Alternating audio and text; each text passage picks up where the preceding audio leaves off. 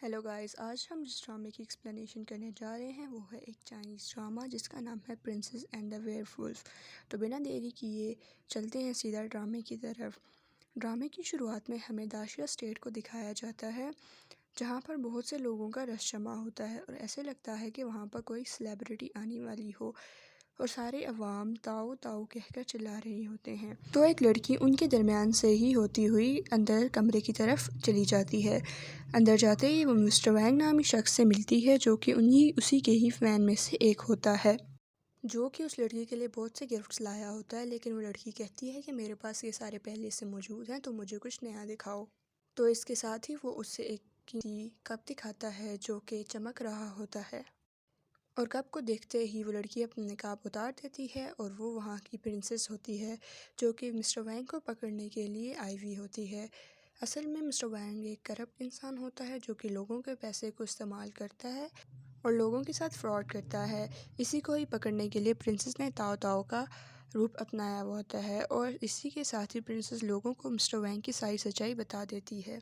इसके बाद हमें प्रिंसेस का इंट्रोडक्शन कराया जाता है जिसकी माँ का नाम जैंग होता है और उसके वालिद का नाम क्यूशेंग होता है, जो कि बहुत अच्छे राजा होते हैं। लेकिन राजगद्दी संभालते संभालते वो अब थक चुके होते हैं और अपनी राजगद्दी अपने छोटे भाई यानी कि प्रिंसेस के चाचा को देकर खुद वर्ल्ड टूर के लिए निकल जाते हैं।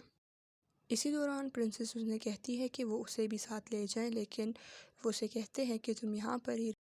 इसके बाद हमें बीस्ट क्लैन को दिखाया जाता है जहाँ पर बीस्ट किंग को दिखाते हुए ये बताया जाता है कि ये बहुत ज़्यादा वीक हो चुका है, क्योंकि जब वो एक बार ह्यूमन वर्ल्ड की सैर पर निकला था तो एक लड़की अचानक दरख्त से उसके ऊपर आ गई थी और उस लड़की के गिरने की वजह से उसका होली पर्ल उस लड़की के अंदर चला गया था, जिसके बाद से अब तक बीस्ट किंग बहुत ही ज़्यादा वीक है।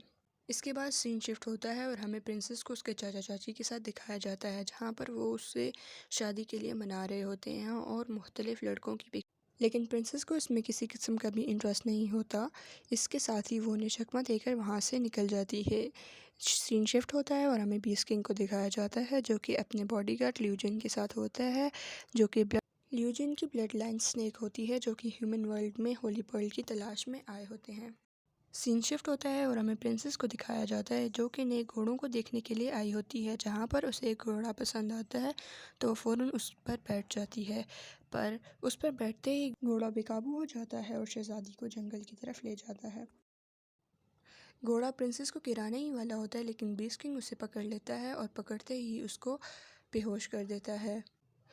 प्रिंसेस को पकड़ते ही बीस्ट किंग को ये अंदाज़ा हो जाता है कि ये वही लड़की है जिसके अंदर उसका होली पर्ल है, क्योंकि उसे बहुत ज़्यादा पावर फील हो रही होती है। प्रिंसेस के बॉडीगार्ड आने की वजह से बीस्ट किंग वहाँ से चला जाता है। इसके बाद हमें दिखाया जाता है कि क्वीन एक जनरल को शहज़ादी की कमरे में भेजती है जो कि बहुत ज़्यादा ज़ख्मी होता है, लेकिन मौका पाते ही वो जनरल शहज़ादी से बदतमीज़ी करने लग जाता है और उसका फ़ायदा उठाने की कोशिश करता है।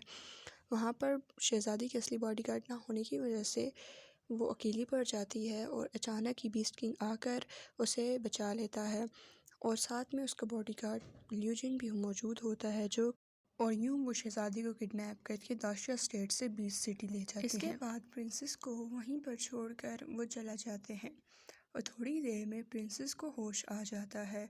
होश आते ही प्रिंसेस यहाँ से वहाँ भाग रही होती है।